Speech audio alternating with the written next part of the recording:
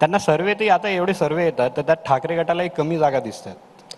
नाही, हे तर ते काय तुम्हाला एक सांगतो, माझं मत आहे की तो जो सर्वे काँग्रेसचा लीक झाला असे लीक वगैरे होतात का हो सर्वे? हे लीक केला त्यांनी, एक टेबलावर बसून केलेला सर्वे आहे. हे उद्धवजींचं आमचं पटत नसेल, त्यांना किती जागा मिळतील मला माहीत नाही, पण मी तुम्हाला गॅरंटीने सांगतो, हा केलेला सर्वे उद्धवजींना त्यांची जागा दाखवून देण्याकरता तयार केला आणि लीक केलेला सर्वे आहे. दुसरा या सर्वेत काही अर्थ नाही आहे. त्यांना उद्धवजींना दाखवून द्यायचं होतं, उद्धवजी कुठे तुम्ही मुख्यमंत्री पदाचा चेहराबिरा घोषित करता, तुम्ही 3ऱ्या नंबरवर 4थ्या नंबरवर 5व्या नंबरवर चालले आहात. उद्धवजींना त्यांची जागा दाखवली त्यांनी त्या सर्वे. तुमच्या एवढा बोलण्याचा अर्थ हा होतो की मविया कधीच उद्धव ठाकरेंना मुख्यमंत्री बनवणार नाही, असं माझं मत आहे.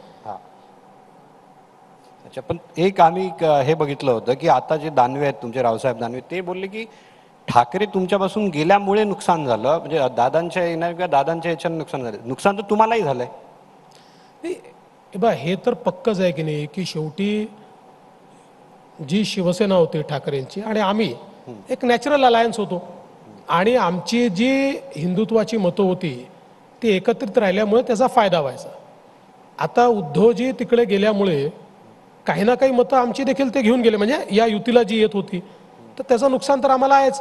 अर्थात ती हळूहळू मतं सगळी वापस यायला लागली, कारण ज्या प्रकारे त्यांनी त्या ठिकाणी लांगुल चालन सुरू केलं, म्हणजे अपीजमेंटचं राजकारण, ज्याला श्रद्धेय बाळासाहेब ठाकरेंनी टोकाचा विरोध केला, ते राजकारण उद्धवजींनी पूर्णपणे स्वीकारलं.